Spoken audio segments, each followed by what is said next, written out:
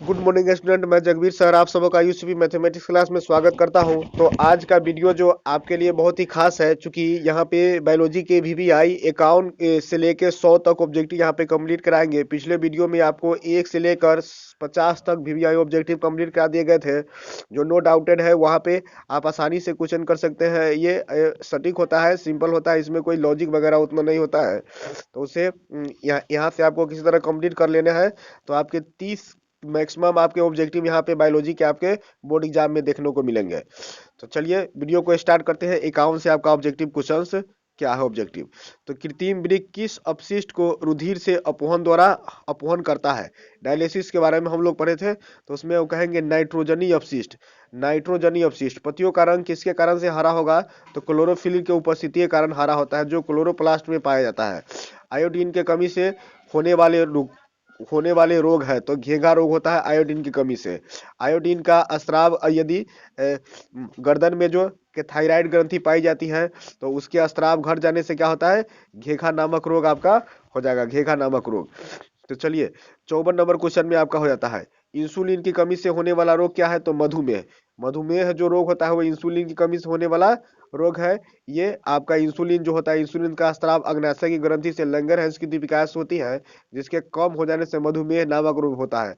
मधुमेह रोग को डायबिटीज और यह सामान्य भाषा में चिनिया बीमारी भी लोग इसे कहते हैं। तो 55 नंबर क्वेश्चन में एस्ट्रोजन स्रावित होता है किसका कहाँ से, तो ये नर हार्मोन्स है, नर हार्मोन्स है। परागकोश होते हैं में, परागकोश में होते हैं परागकण होते हैं, परागकण। समजात अंगों का उदाहरण है हमारे हाथ और कुत्ते के अग्रपात।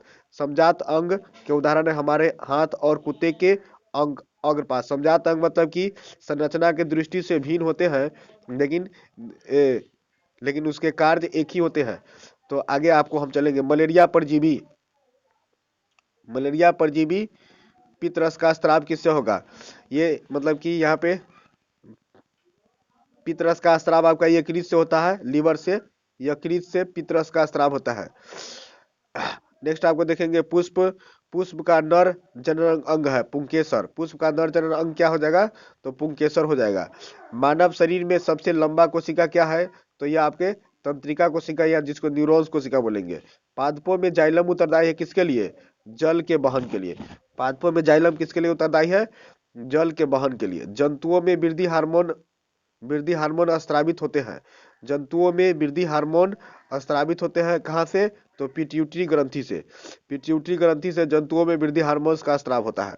पिट्यूटरी ग्रंथि को मास्टर ग्रंथि के नाम से भी जाना जाता है, क्योंकि सभी ग्रंथियों का नियंत्रण यही करता है, और यह छोटी सी ग्रंथि है जो मस्तिष्क में पाई जाती है। आनुवंशिकता के जनक कौन है, Gregor zone Mendel. Gregor zone Mendel, Gregor zone Mendel. Next आपको हो जाएंगे क्वेश्चंस। यहाँ पे स्त्रियों में लिंग गुण सूत्र होते हैं एक्स एक्स, और पुरुषों में क्या होंगे, एक्स वाई एक्स वाई। मानव ऑटोसोम की संख्या 22 होंगे, समजात होंगे। और मानव में गुण सूत्रों की संख्या आपको क्या हो जाएंगी, 46 कह सकते हैं, या 23 जोड़े कह सकते हैं।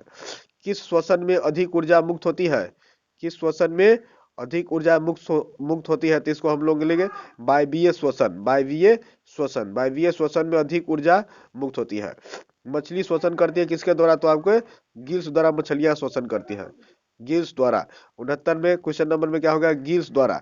आगे हम लोग चलेंगे, आगे देखेंगे कहाँ तक, 100 तक यहाँ पे फटाफट कर लेने हैं ऑब्जेक्टिव, एक भी नहीं छोड़ेंगे। चलिए 70 नंबर क्वेश्चन में आपका हो गया क्या, 70 नंबर, स्टोमाटा के खुलने और बंद होने की प्रक्रिया को क्या कहेंगे, कौन नियंत्रित करता है, तो ये द्वार कोशिकाएं नियंत्रित करता है। स्टोमाटा के खुलने और बंद होने को कौन नियंत्रित करता है, द्वार कोशिकाएं। पिट्यूटरी ग्रंथि से स्रावित क्या होता है, वृद्धि हार्मोन्स। वृद्धि हार्मोन्स का स्राव पिट्यूटरी ग्रंथि से होता है। फूल का कौन सा भाग फल में बदलता है, तो ये अंडाशय। अंडाशय आपका फल में बदलेगा। गैसों, यहाँ से क्या होगा, गैसों का आदान प्रदान किसके द्वारा होता है, रंध्रों द्वारा। वाष्पोत्सर्जन किसके द्वारा होता है, रंध्रों द्वारा। कोई भी हो तो रंध्र ही मारेंगे। मनुष्य के छोटी आंत का भाग कौन है, इलियम। इलियम है, जेजुनम है, और ग्रहणी है, सभी छोटी आंत का भाग है। मनुष्य के दांत के ऊपरी परत को इनामेल कहा जाता है। Enamel, enamel. मानव शरीर की सबसे बड़ी ग्रंथि क्या है? तो आपका यकृत है। यकृत से ही पित्त का स्राव होता है। खिलाड़ियों के दौड़ने या खेल चलने से मांसपेशियों में क्रैम्प होने लगता है तो क्या कहेंगे? क्रैम्प होने लगता है, क्यों? तो अधिक मात्रा में लैक्टिक अम्ल के संचय होने से। अत्यधिक मात्रा में लैक्टिक अम्ल के संचय होने से क्रैम्प होने लगता है। पायरुवेट का पूर्ण ऑक्सीकरण होता है। पायरुवेट का पूर्ण ऑक्सीकरण किसमें होता है? तो माइटोकॉन्ड्रिया में। माइटोकॉन्ड्रिया में। हरे पेड़ पौधे कहलाते हैं क्या? ये तो उत्पाद कहलाते हैं। हरे पेड़ पौधे क्या कहलाएंगे? उत्पाद कहलाते हैं। आहार श्रृंखला है, आहार श्रृंखला है हिरण, हिरण शेर घास। ये आपको सब्जेक्टिव क्वेश्चन में भी क्वेश्चन यहाँ से बनेंगे। आहार श्रृंखला मतलब कि ऊर्जा का प्रवाह एक दिशीय होता है। तो हिरण, हिरण को क्या करेगा? शेर खा जाएगा। सॉरी, घास हिरण को खाता है और हिरण को शेर खा जाता है। ये ऐसा एक श्रृंखला बन रहा है। तो पारिस्थितिक तंत्र में ऊर्जा का प्रवाह कैसे होता है? तो एक दिशीय होगा। पारिस्थितिक तंत्र में ऊर्जा का प्रवाह एक दिशीय होता है, एक दिशीय। जैव निम्नीकरणीय पदार्थ क्या है? सूखे घास, पत्ते, जैव निम्नीकरणीय पदार्थ। और जैव निम्नीकरणीय पदार्थ आपका प्लास्टिक हो जाएगा, डीडीटी हो जाएगा। उसके बाद आपके क्वेश्चन हो जाएंगे 84 नंबर। 84 नंबर, ओजोन के परत के अपक्षय के लिए कौन उत्तरदायी है? तो आपका CFC, क्लोरोफ्लोरोकार्बन। इसी कारण से ओजोन अपक्षय होता है। जीव की जीनी संरचना को जीनोटाइप या जीन प्रारूप कहा जाता है। और फिर की मानव के संबंधी निकटतम संबंधी है तो एक चिंपैंजी है, कि चिंपैंजी से मेल खाते हैं। पक्षी और तितली के पंख में क्या है? ये असंजात अंग के उदाहरण है। असंजात अंग। प्राकृतिक चुनाव द्वारा प्राणियों का विकास डार्विनवाद कहलाता है। डार्विनवाद, डार्विनवाद। उपार्जित लक्षणों के को वंशागत लक्षण का सिद्धांत किसे कहते हैं? तो यह लामार्कवाद कहा जाता है। वंशागत लक्षणों का सिद्धांत किसे कहता है? लामार्कवाद। जो उपार्जित लक्षण में कहलाता है। एकल संकलन में जीन प्रारूपी अनुपात 1:2:1 है। 1:2:1 है। उसके बाद आपका हो जाएगा ये लक्षण प्रारूपी अनुपात क्या हो जाएंगे? तो आपका हो जाएंगे 3:1। एकल संकरण में लक्षण प्रारूपी अनुपात 3:1। द्विसंकरण के लक्षण प्रारूपी अनुपात आपका हो जाएगा 9:3:3:1। 9:3:3:1 लक्षण प्रारूपी अनुपात।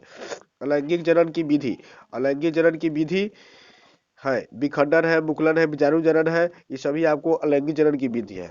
नर युग्मक और मादा युग्मक के निषेचन से क्या बनता है? तो आपका जाइगोट, जाइगोट बनता है, या युग्मनज कहते हैं उसके। जाइगोट को हम लोग युग्मनज भी कहेंगे। युग्मनज कैसा होता है? तो ये आपका द्विगुणित होता है। आपके 94 क्वेश्चन यहाँ पे कंप्लीट हो गए। यहाँ से हम लोग देखेंगे आगे 95 नंबर क्वेश्चन में। 95 नंबर क्वेश्चन में क्या लिखता है? फूल, फूल में नर प्रजनन अंग क्या है? तो पुंकेसर है। फूल में नर प्रजनन अंग कौन हो जाएंगे? पुंकेसर। और मादा प्रजनन अंग स्त्री केसर। मस्तिष्क का कौन सा भाग शरीर की स्थिति का संतुलन का अनुरक्षण करती है? तो आपका अग्र मस्तिष्क, मध्य मस्तिष्क, अनुमस्तिष्क। सभी मस्तिष्क द्वारा होता है। 97 नंबर क्वेश्चन आपका हो गया, रक्त में आयरन की कमी से होने वाला रोग एनीमिया है। रक्त में आयरन की कमी से कौन सा रोग हो जाएगा? Anaemia, anaemia. तंत्रिका कोशिका के मध्य खाली स्थान को क्या कहेंगे? तो इसे हम लोग सिनेप्स कहेंगे, या इसे सिनेप्टिक दरार भी कहा जाता है। मध्य खाली स्थान को सिनेप्स या सिनेप्टिक दरार। 99 नंबर क्वेश्चन आपका हो गया, कवक में पोषण की विधि क्या होगी? तो आपका हो जाएगा मृतजीवी। कवक में पोषण की विधि क्या हो जाएगा? मृतजीवी।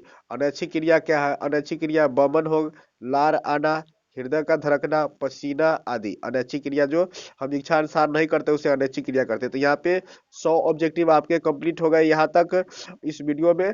और आगे जो आपका वीडियो बनेगा, सेट बनेगा, वो आपको 101 से 150 तक होगा। इस 3 सेट में आप छोटे से वीडियो में आप देख सकते हैं 150 ऑब्जेक्टिव आपको कंप्लीट करा दिया गया। तो इसे बारी बारी से आप देख ले, प्ले लिस्ट में जाकर चेक कर ले। तो लास्ट तक वीडियो को देखने के लिए धन्यवाद। नमस्कार।